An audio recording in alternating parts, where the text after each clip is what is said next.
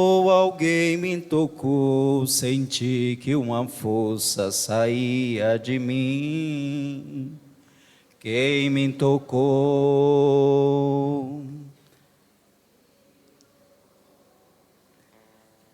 Porque tem uma parte da mulher, ela que diz: fui eu, a mulher que sofria. E ela conta toda a história dela, né?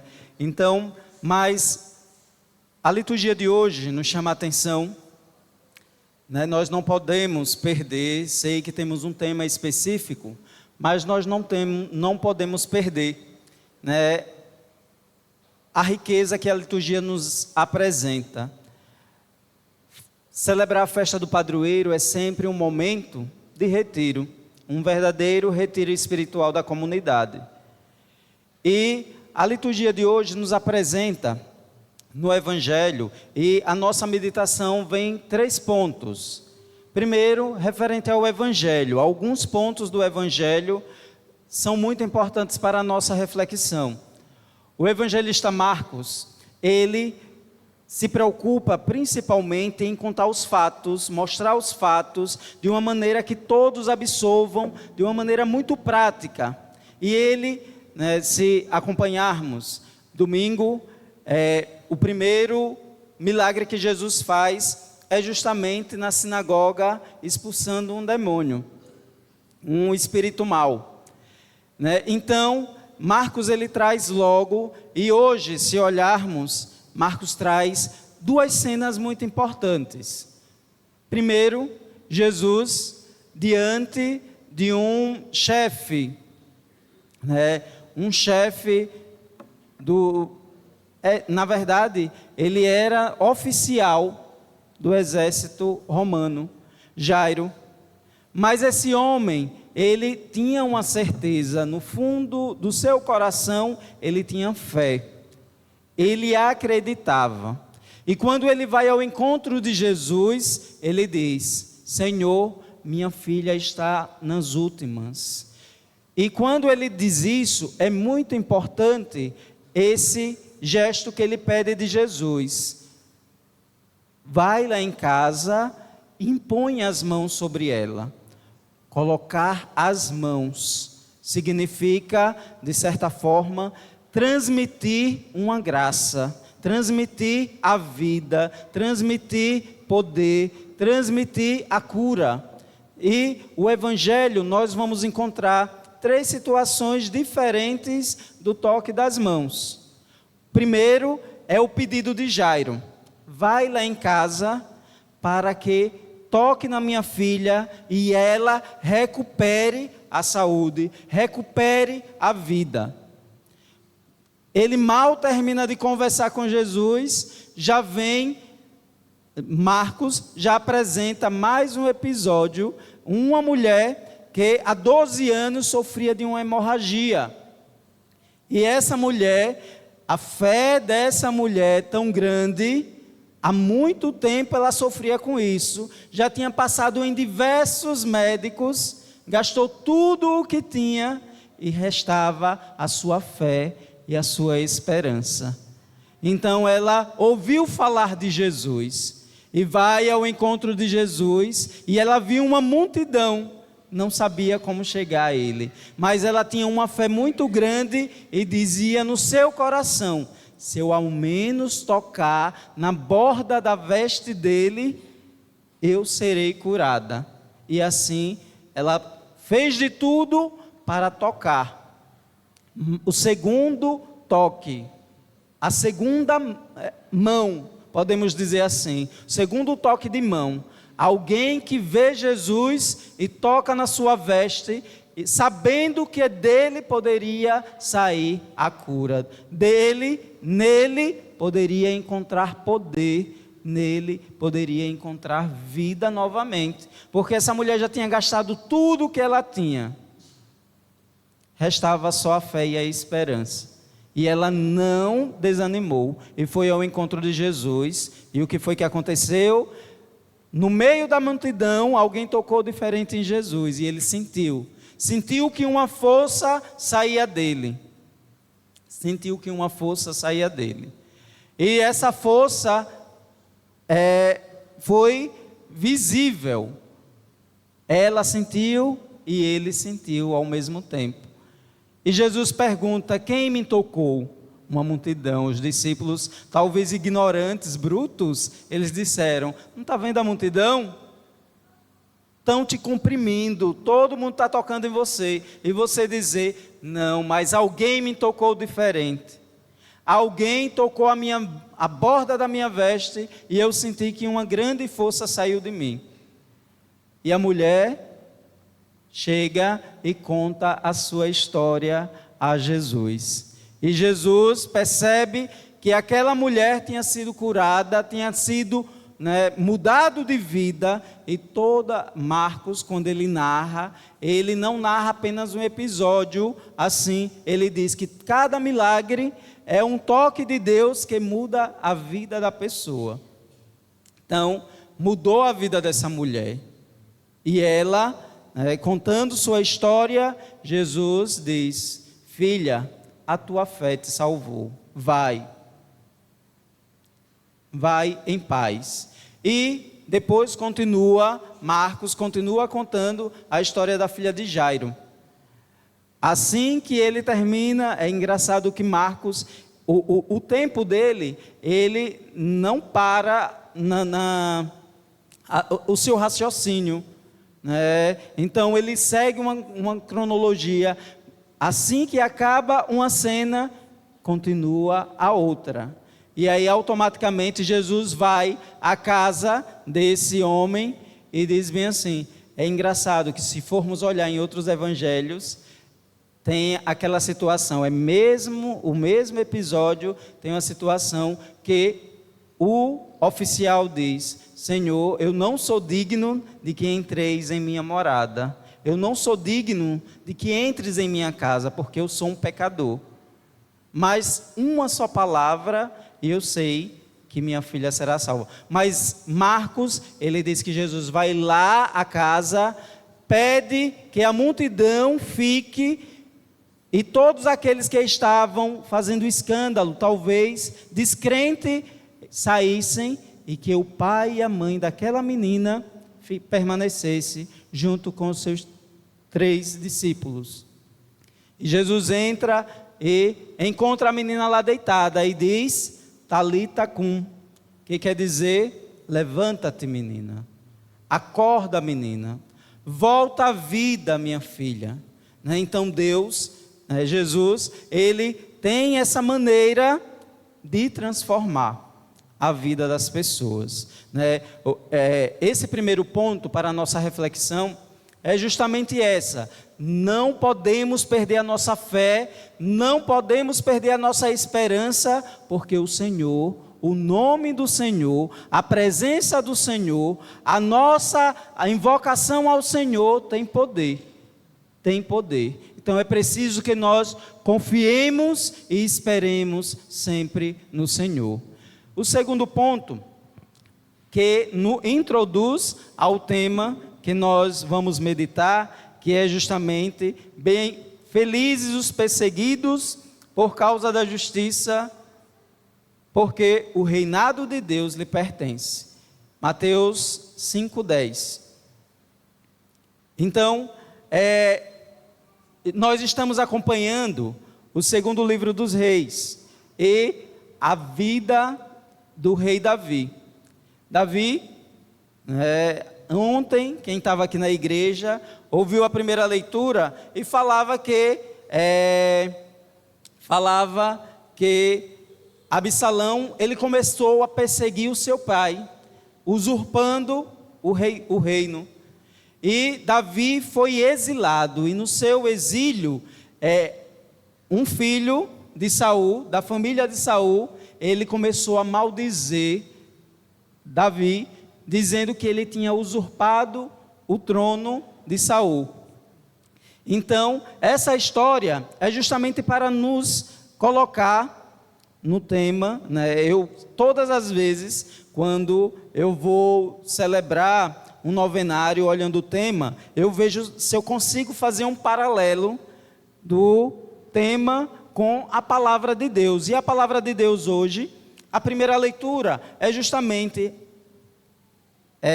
a história de Davi como esse que é perseguido por causa da justiça de Deus, esse que é perseguido por fazer a vontade de Deus, esse que é perseguido por querer reinar segundo a vontade de Deus. Então, Davi, sendo exilado, ele sofreu a perseguição, mas Deus sempre fará a justiça. E tem uma frase muito interessante que nós devemos guardar: nenhum sofrimento vivido por causa de Deus é em vão. Nenhum sofrimento vivido por causa de Deus é em vão. E aí a gente olha a vida do rei Davi. Ele, que foi um rei eleito segundo o coração de Deus para reinar em Israel. E Davi, apesar de ser um homem, ele, apesar de ter seus defeitos, mas foi escolhido por Deus. Foi enviado por Deus. Deus o ungiu para reinar o seu povo segundo a sua vontade. Então, nós encontramos como segundo ponto a perseguição de Davi. E já introduz uma base para o tema que nos propõe hoje. Felizes os perseguidos por causa da justiça, porque o reinado de Deus lhe pertence. Então, vem o terceiro ponto, propriamente dito, Mateus capítulo 5, versículo 10. Os felizes que são perseguidos por causa da justiça. Vivemos em diversos contextos de ambientes e relações que nos colocam o tempo todo em contato com outras pessoas. Alguns, muito queridos ao nosso coração, que facilita até o convívio. Quem é que não gosta? Quem é que aqueles que é tão fácil conviver com os nossos que nós amamos, né? É tão fácil, né? Mas nem sempre é assim. Nessas relações, nem sempre a gente só encontra pessoas que nós amamos. Alguns muito queridos, o que facilita o convívio, e outros, no entanto, um pouco mais difíceis de conviver. É comum não termos afinidade com todos que convivem conosco. E isso pode ser superado com atitudes concretas de amor fraterno, como a paciência, a disponibilidade e a atenção com aqueles que inicialmente não teríamos. Mas quando vivemos em um ambiente em que somos perseguidos por querer buscar e fazer o bem, parece injusto, não é mesmo? No entanto, o bem que semeamos nesta terra, o colheremos no céu.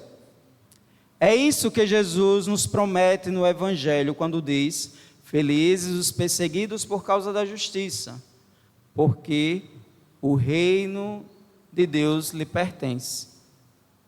Nenhum sofrimento vivido por causa de Deus é em vão. É lógico que não é prazeroso para ninguém ser perseguido. Ainda mais quando interiormente você sabe que não fez nada de mal para merecer aquilo. Com a perseguição vem a exposição, o desconforto, a humilhação, os escândalos originados da mentira. Porque é muito difícil quando você tem certeza no seu coração que você só faz o bem e às vezes você é perseguido por fazer o bem. De fato, uma grande dor para qualquer coração que vive retamente. Mas, ao mesmo tempo, quando somos perseguidos por causa da justiça e do exercício do bem, somos revestidos de uma paz interior que vem de Deus. Isso ninguém é capaz de roubar. Isso ninguém é capaz de minar para destruir. A paz de espírito é própria de quem vive na luz e no caminho de acordo com a verdade. é o que nos consola. Por isso, diante da dor de ser perseguido, diante da dor de ser perseguida, sustentados pela verdade, louve a Deus, porque você está vivendo o Evangelho, aquele que está sendo objeto da promessa divina. O reinado de Deus lhe pertence. Isso nos consola, isso nos conforta, quando nós temos a nossa paz interior, quando nós somos semeadores da paz, semeadores do bem, e nós temos a certeza do que nós estamos fazendo. Quando nós estamos fazendo o bem, quando nós temos a atenção, amamos o próximo como a nós mesmos, nós temos essa certeza de praticar a justiça, viver o Evangelho. O reinado de Deus nos pertence. E aí, mais uma vez, eu repito essa frase: nenhum sofrimento vivido por causa de Deus é em vão.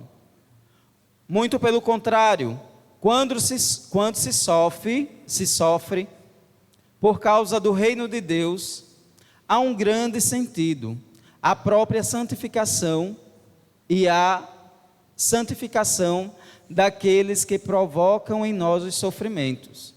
Jesus foi perseguido e no auge da sua perseguição na cruz, ele rezou pelos seus perseguidores e disse: Pai, perdoa-lhes, eles não sabem o que fazem. Jesus não estava sofrendo em vão, ele colocou sentido em sua dor, nas suas chagas e na sua morte. Então, diante da perseguição, você que esteja passando por um momento de perseguição, no seu trabalho, na sua casa, na sua rua, com os seus familiares, com os seus amigos, utilize disso tudo que o Senhor nos oferece, rezar por aqueles que nos perseguem. Jesus, ele pede que a justiça, ela não consiste em olho por olho e dente por dente. Estão me machucando, eu vou machucar também. Estão me perseguindo, eu vou causar mal àquele também. Não. A justiça de Deus, ela pede que rezemos por aqueles que nos são difíceis. Rezemos por aqueles que não nos amam. Rezemos por aqueles que nos perseguem. E com o seu testemunho, os que antes te perseguiam, eles podem se tornar companheiros na construção do reino, nessa terra. Você crê nisso? Se sim, chegou o momento de conscientemente acolher e escolher a perseguição por causa da justiça, por causa do reino.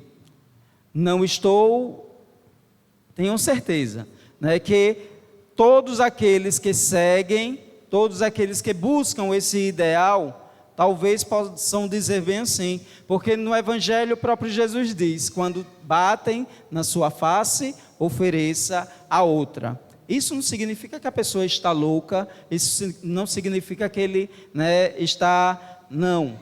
É justamente o bom senso do que o Evangelho nos propõe. Mas o fato de escolhermos e aceitarmos a dor da perseguição faz a nossa diferença, pois daremos aquele mesmo sentido que o Senhor deu na sua via cruz, na sua via sacra, e com ele viveremos uma união concreta. Não haverá mais espaço para murmurações, para a incompreensão, para a perturbação.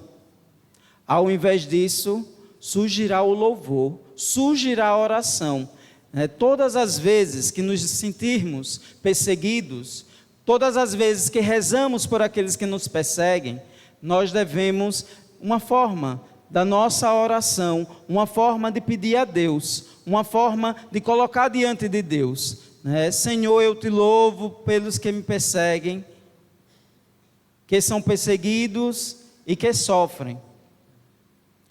Não quero reclamar, nem quero falar mal. Dai-me a graça de confiar em Ti e aumentar em meu coração a esperança de que, no final, a verdade me defenderá. Jesus, eu confio em vós. Senhor Deus menino, eu me uno a vós. Então, todas as vezes que nós nos sentimos perseguidos, às vezes, em nossas realidades, cada um sabe a sua situação. Mas quem de nós nunca foi perseguido? Quem de nós nunca se sentiu ameaçado por ter um ideal? Às vezes, até nas nossas pastorais, até na própria igreja, quando às vezes alguém é chamado a fazer um serviço, um trabalho, e faz muito bem. Alguns vão dizer parabéns, muito bem, foi muito louvável o que você fez. Já outros, com ciúmes, com inveja, vão dizer, olha, fulana está se amostrando, olha, cicrano está se amostrando. Então, todo serviço a Deus é para Deus, e nós devemos render graças, porque entre tantos, alguns se dispõem, alguns se colocam à disposição, né? Então, às vezes, aquele que está fazendo muito bem, está dando testemunho do dom que Deus deu. Então, que nós devemos a cada dia, que nós possamos a cada dia, não ser os perseguidores, não sermos os perseguidores, não sermos aqueles que às vezes são sinais de divisão na nossa igreja, né? Louvemos pelos dons que cada um tem e fortaleçamos os dons que cada um tem. Então, às vezes, é preciso a oração. Eu te louvo, Senhor, porque aquela pessoa tem o dom, ao invés de eu perseguir, eu rezo por ela e que Deus aumente o seu dom. Não perseguir, né? Que nós possamos, olhando o exemplo do próprio Jesus, que muitas vezes ele foi perseguido e muitas vezes ele poderia responder às perseguições da maneira humana, mas ele não, ele respondeu, mesmo sendo homem, ele respondeu da maneira divina, para que nós tenhamos em nós também os mesmos sentimentos de Cristo, os mesmos sentimentos que ele usou, né? Usou de misericórdia a todo instante, que nós possamos, assim como ele teve misericórdia de tantos na Bíblia, que ele tenha misericórdia de cada um de nós e nos oriente, nos conduza para vivermos o seu amor e assim testemunharmos sem perseguição, sem desejo de que o outro, né, possa cair à frente, o outro possa tropeçar e cair, o outro possa se afastar, o outro possa viver de uma maneira infeliz, porque todos aqueles que tentam viver o amor de Deus como ideal, esses buscam a felicidade, mas existem sempre os empecilhos, que nós possamos a cada dia não ser os empecilhos, mas aquele que sempre está estendendo a mão, aquele que sempre está conduzindo, aquele que sempre está aplaudindo aqueles que se colocam à disposição. Que o Senhor nos favoreça e nos dê a sua graça, hoje e sempre. Amém.